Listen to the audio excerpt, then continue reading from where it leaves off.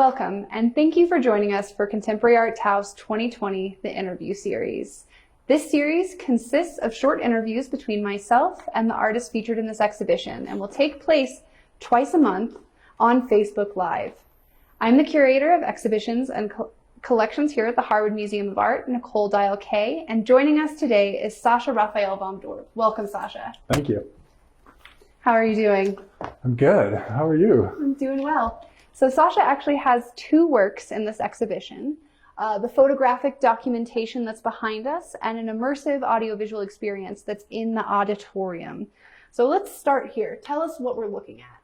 So this is a documentation of 24 hertz being pushed through water and illuminated by sunlight.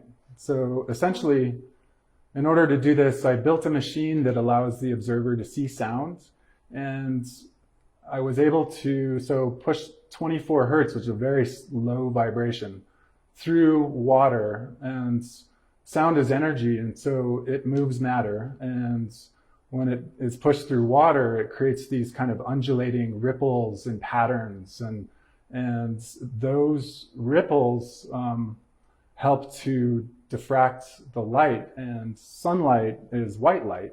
So when that light is diffracted, it opens up the color spectrum. And so this is a documentation of 24 hertz and sunlight in a very specific moment in time.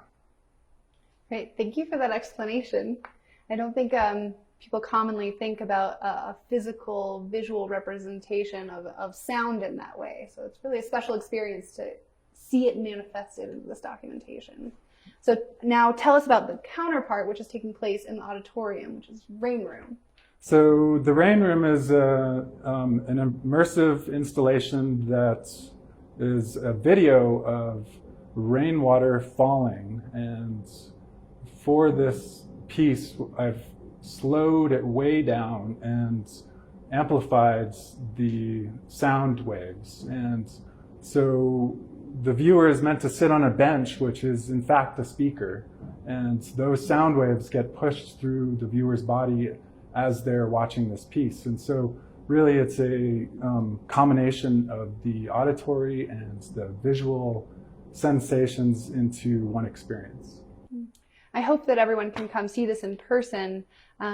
There is something that really is full body about being in that space and sitting on the bench and feeling the slowing of time in a way that's palpable in the reverberations that are happening in the bench and in the video. It's an incredible full body experience. Yeah, and I really like it because it messes, in a way, it messes with your perception of time. And that's something that I think a lot about in my work is, you know, how to perceive time more, or how do we get more out of life, or, you know, it puts you in a different state of mind, which I like. Definitely. So. I think it's successful at that. So both of these works are part of the Sound Bending Light series. What is the concept behind that series? So so before I started working on this series, I was a painter, and in the late 90s, my work kind of led me to a place where I started realizing for me that what was important wasn't actually creating something physical or creating work that was tangible. It became important to me to create work that affected some sort of change, whether it was realized or not. And it was in a way, kind of a philosophical kind of meandering. But that's where I went, and I started thinking a lot about energy and the transfer of energy and kind of these larger pictures or ideas of, you know, what am I doing here? Why? So in thinking about energy, I realized that energy is actually vibration. And so when wanting to work with vibration, I realized that that's actually something that I could physically do instead of just think about. So I started working with vibration and experimenting with sound waves, and so since then, all of the work that I've been doing with vibration is kind of under the sound bending light umbrella, so to speak. So we know that artists have always been drawn to and meditated on the special light that exists here in New Mexico. Your work feels like a continuation of that sort of in new media form. Do you consider yourself a part of that tradition or a continuation of that tradition? Well, I grew up here in Taos, and I know that, you know, the light here in northern New Mexico is special. I've never seen anything like it in all my travels, and it's unique and it's beautiful. And I don't know if I can separate nature from nurture, but kind of in the beginning, you know, when I first became an artist and making things, I was trying to create or emulate beauty with my paintings, and over time that changed into working more with perception, and I definitely think that, I mean, the light here has something to do with that. And I don't know if it's nature or nurture, if it's because of the light in Taos, but it's definitely key to my work for sure. Mm-hmm. So the descriptions that accompany your work that you sent me that are part of the label or part of the catalog description are quite poetic. I'm going to quote one. I've captured tiny cataclysms never to be repeated. I bring you evidence of a minute history in which no instance is petty and every instant is too complex to perceive in its entirety. A moment is all time, an atom the universe. Do you consider this writing to be a part of your artwork, essential to experiencing it and viewing it?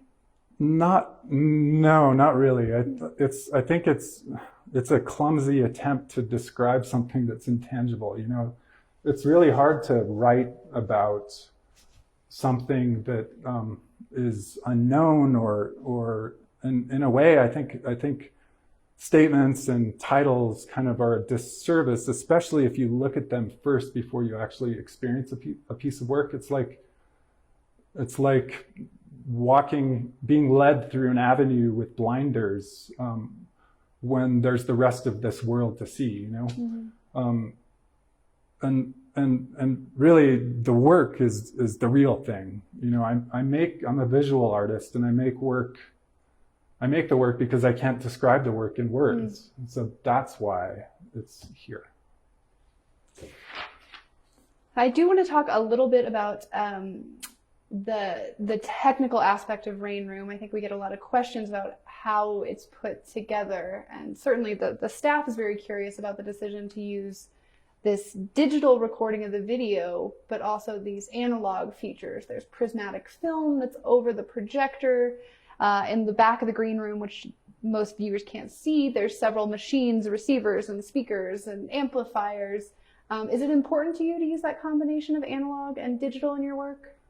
No, you know, actually, well, it is. I mean, for the creation of some of the work, it is. I wouldn't be able to do it without the digital.